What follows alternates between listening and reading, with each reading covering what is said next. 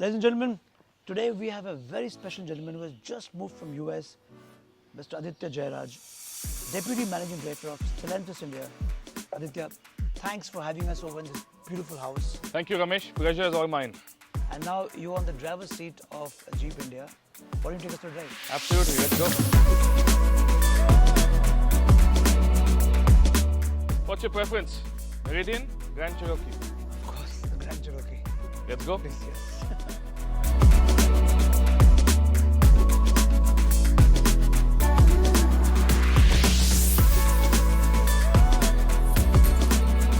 So Aditya, you've just taken over the reins of Jeep India technically, and there's not much that we know about you. Let's start to get to know you better. Absolutely, Ramesh. So, I'm born and raised in India. Born and raised in Bangalore. So I'm a mechanical engineer. I studied in Bangalore. I started my professional career on the shop floor. I worked with another OEM just outside Bangalore in Hosur on the shop floor for a few years, production engineering. Let me guess, it's a famous bike brand? It is. Okay, cool. It is. I worked for TVS Motor Company. Yeah. And I went to the UK. I did a master's in engineering from Warwick and came back to Bangalore. Joined Ernst & Young in consulting, business advisory services. I was with EY for about 5 years. Got comfortable with the unknown because that's what you do in consulting. Right. And then in 2011, most importantly, got married first and then moved to the US. Moved back to Bangalore in June. And I also had the opportunity to spend a couple of years in Tokyo. With Nissan, right? Yes, I worked with Nissan. So I was based in Nissan's North American headquarters in Yokohama, which is just south of Tokyo. And very happy to be back in India. This is where all the action is. So Jeep has a very storied history. Now, it's a very iconic brand in US, and globally everybody knows Jeep, right? People look up to Jeep. So in India, somehow you haven't got the numbers that you would like to get. So what are the first things that you will do to address that issue?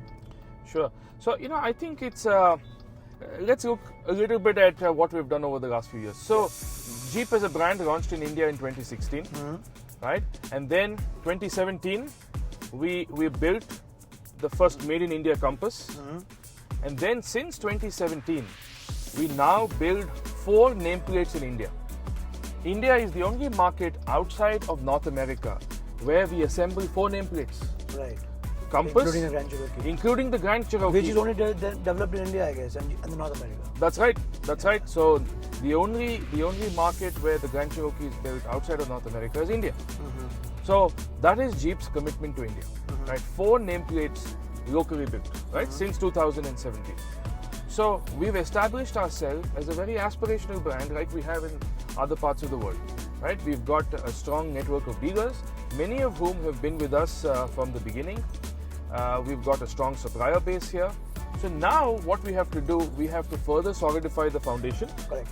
And then focus on growth.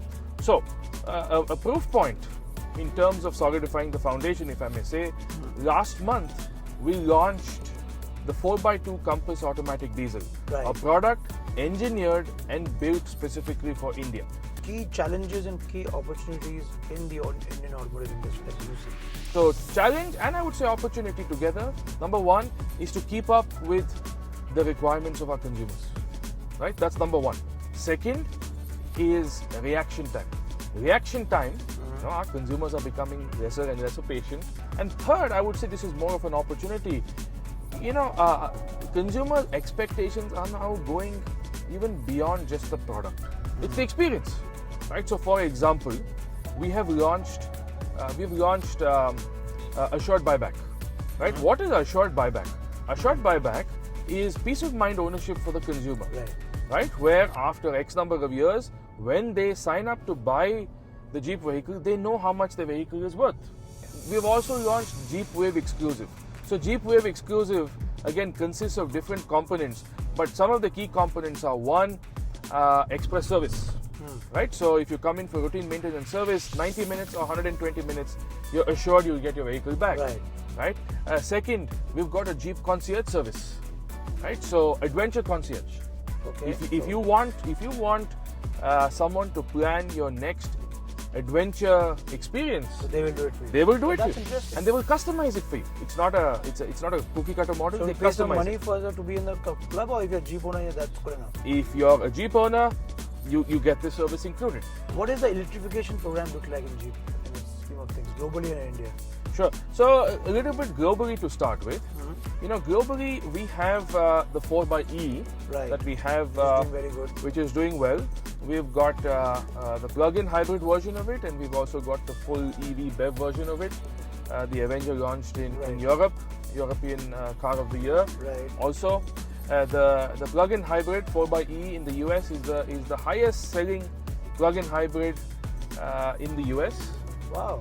So we've got a strong base when it comes to electrification. You plan to get that to India? You think the taxation is going to be a big part of that? Electrification in India So is that the 4E 4xe, yes. Yeah. Yes, so that is the electrified version of the 4x4. The electrified version of Jeeps will come in India. Okay. You know, is being Not evaluated. the hybrid one will come to India, right? Are you contemplating that? It's being put together, electrified version, hybrid / EV version. Mm-hmm. Again, electrification is very important. So when do we see a first electric car from Jeep in India? Which month year? At this point, I'll tell you, it'll be here soon. We'll get back with the more specific details with you. Expecting that answer. What is Jeep doing to enhance that customer buying experience? To help our consumers, what we have is the seamless experience online and offline, right? Anywhere, any device, anytime. So consumers can start their journey online, right? So you enter your details, you put in which vehicles you're interested in, etc. All of that, Correct. and then you can continue with that journey. Uh-huh. Now, when you come into the dealership, you can start off from where you finished online, Right. and you can go back and forth. You can go from physical to digital, then from digital to physical. So tell me something. How is the dealer network right now? And how are you trying to expand, or are your dealers very happy? How's the dealer strategy going? Sure. So at this point in time, we've got 74 locations across the country. 75 maybe at this point exactly. We will go to about 80 locations by the end of the year, and we are constantly evaluating, you know, where we need to add locations in order to satisfy So that the coverage, right. right? But what is in 2024, one of our key priorities is to expand service coverage. Okay. Right? Service coverage is extremely important from a consumer standpoint, from a convenience standpoint.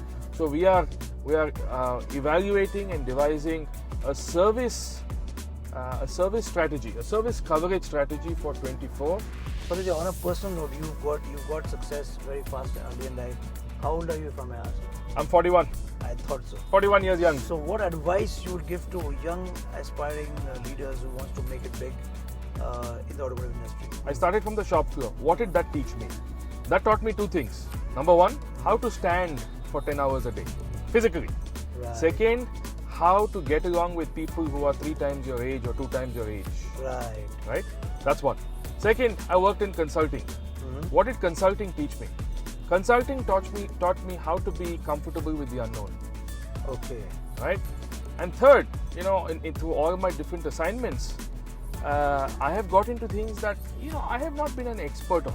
Correct. But if you apply some basic frameworks and rules, you know, you can break down any complex problem into simple blocks. Into simple blocks. So my advice would be, one, don't be scared of the unknown, because the unknown can be quite exciting and challenging. Sure. 2, don't give up. You know, failure is not something that will remain constant if you learn from it and adapt.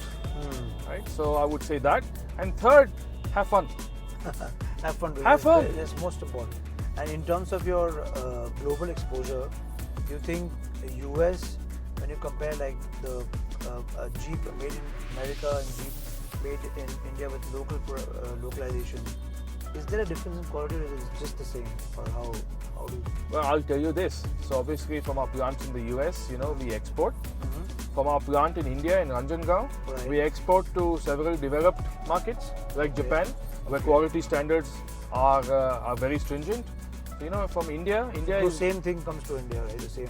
yeah, absolutely. So you know, we export from India, from our plant, and we export to several countries that are very quality conscious. Okay. So, India is very strategically important for Stellantis. Yes, it is India for India, but it is also India to be exported to the rest of the world. And how important is the localization been for you?